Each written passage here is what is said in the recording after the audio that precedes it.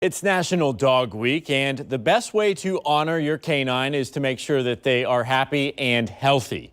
Tackling pet obesity is one way to do that. 56% of pets across the United States are diagnosed as overweight or obese. Joining us this morning to talk about ways that we can help with those LBs on our loved ones is Dr. Christian Broadhurst with the Clay Humane Society. Good morning to you.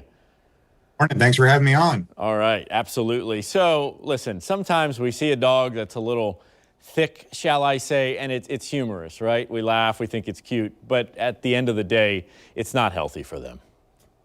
It is. I mean, we get it. We see chunky dogs all the time, and it can be, sometimes it's adorable, sometimes it's challenging, but it's always a health problem. It really is. Just like obesity in humans, obesity in dogs and cats, but particularly today, dogs, can be seriously detrimental to their health, both short-term and long-term. So let's talk about this. So we know that there are risks there. I mean, what are some of the things that you see in your clinics? Well, when we have dogs that come in obese, we see increased risk of diabetes. We do see joint problems, mobility problems, a lot of things thyroid issues as well. So a lot of things can combine and can play off of obesity. And it is very, very hard to get your dog thin once they are obese. So prevention, for the most part, is the best way to prevent this in our animals. So we look at all these bags and cans of food now, and they're throwing everything into dog food. It's not like the old days. You've got superfoods, pumpkin, CBD, things like that, that apparently can make our dogs healthy and fit.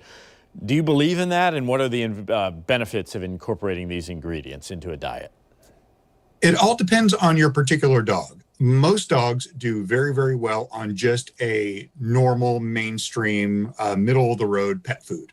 However, if you have dogs who have specific needs, there are weight loss diets out there. There are indoor urinary health diets out there. There are diets for anxiety.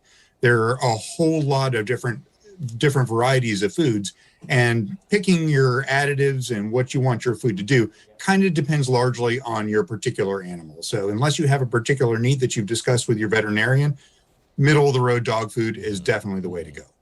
And one of the best ways to cut down on pet obesity is free, and it actually can help you too. Taking them out in the yard, taking them on the leash for a walk.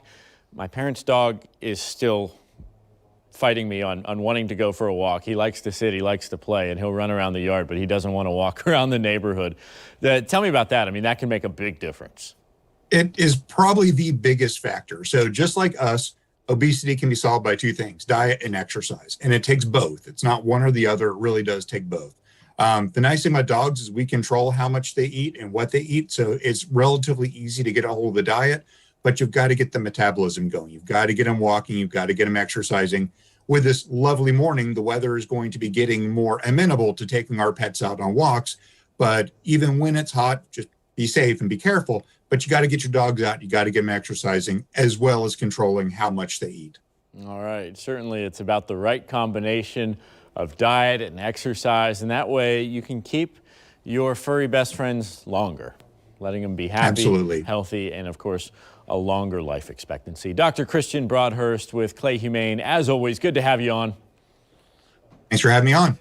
We'll be right back.